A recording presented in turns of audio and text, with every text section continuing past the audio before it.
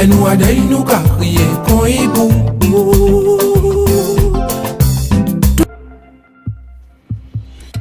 à tous et bienvenue dans notre édition régionale. Voici nos principaux titres. Et puis notre invité ce soir est Richard Samuel, le coordonnateur des États généraux de l'Outre-mer. Les artisans ont répondu à l'appel de l'association Alternative 119 et le public aussi. La rue de l'artisanat pour sa première est un véritable succès. L'objectif a été pleinement atteint, valoriser l'artisanat et créer une animation dans le bourg de la petite commune de Vieux Habitants. Ambiance avec ce reportage signé Catherine Lepelletier et Daniel Quérin. La grève à Orange se poursuit, le siège de l'opérateur de téléphonie mobile reste bloqué. En Martinique, plusieurs communes restent encore privées d'eau courante après les inondations de ces derniers jours. 64 000 bouteilles d'eau ont été distribuées ce matin. Une solution palliative difficile à gérer malgré tout pour les équipes municipales. À Trinité, certaines routes sont encore encombrées et au sein de la population, la détresse est bien là. Irène Hémonide, Guillaume Fraissinet, Télé-Martinique. Saint-Barthélemy n'est pas un paradis fiscal, c'est en quelques mots la réponse de Bruno Magras, le président du Conseil territorial, aux propos d'Eva Joly, la candidate d'Europe Écologie aux élections européennes.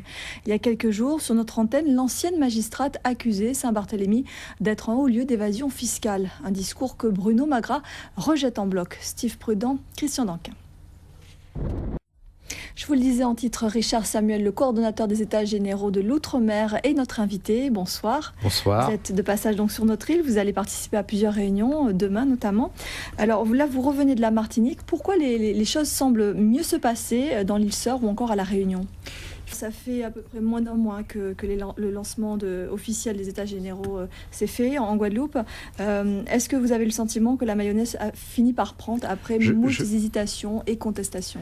Alors, vous êtes assez optimiste. Malgré tout, beaucoup critiquent encore l'organisation de ces États généraux. Alors, exemple, les fameux ateliers d'experts qui font douter finalement de l'intérêt des contributions citoyennes.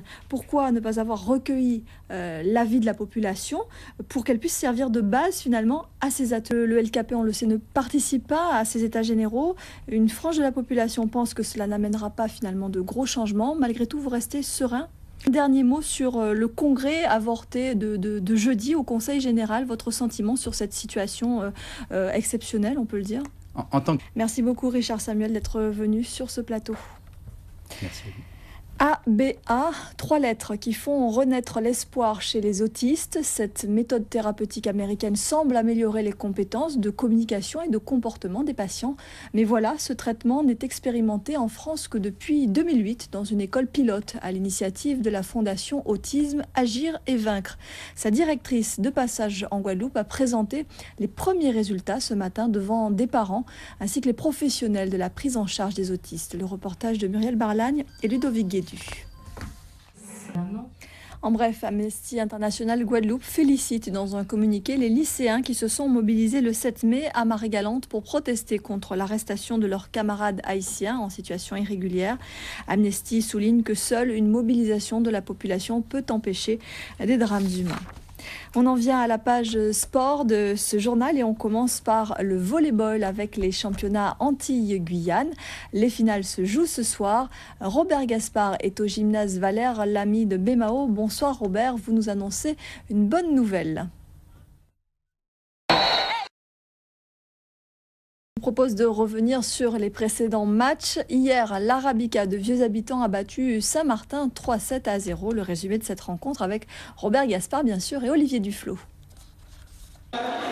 Et bien évidemment, victoire également hier chez les filles, puisque le Racing Beach de Sainte-Anne, que l'on a vu tout à l'heure aux côtés de Robert Gaspard, s'était donc imposé face à l'Aiglon du Lamentin de la Martinique. En basket, dans le challenge Guy Margois qui se déroulait cette année en Martinique. Cyclisme maintenant avec le Grand Prix Folep ASC Vétiver, la compétition la plus populaire, dit-on, de la saison. Deuxième étape aujourd'hui en 2 tronçons. Ce matin, Solus Benetta de l'AS de Cœur Vélo s'impose en solitaire. Le compte-rendu de Jérôme Boicas et Jean-Marie Mavounzi. Dans le contre-la-montre par équipe qui se courait cet après-midi, AS Cœur Vélo s'est imposé devant l'AC Campèche et la sélection UFOLEP Guadeloupe.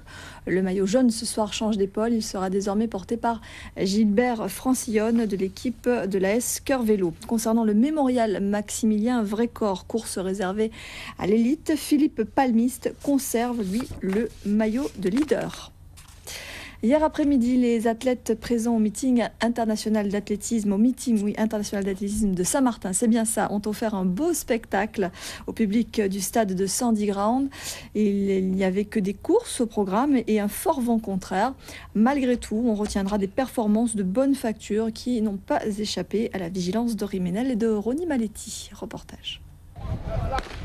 Un meeting sur lequel nous reviendrons encore demain dans notre prochaine édition.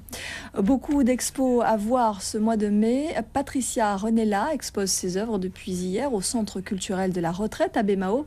Dans le même temps, Marilène Agathe invite le public à revisiter les vieilles cases guadeloupéennes au Centre Rémy Nansouta à Pointe-à-Pitre. Présentation avec Gérard César et Daniel Quérin. Voilà, c'est la fin de cette édition. Merci beaucoup de l'avoir suivi. Ne manquez pas demain à 18h cette actu. Jean-Claude Lefort recevra Jacques Gillot, le président du Conseil général, et Elie Domota, le porte-parole du LKP. Quant à moi, j'aurai le plaisir de vous retrouver dès 19h. Très belle soirée à tous sur Télé Guadeloupe.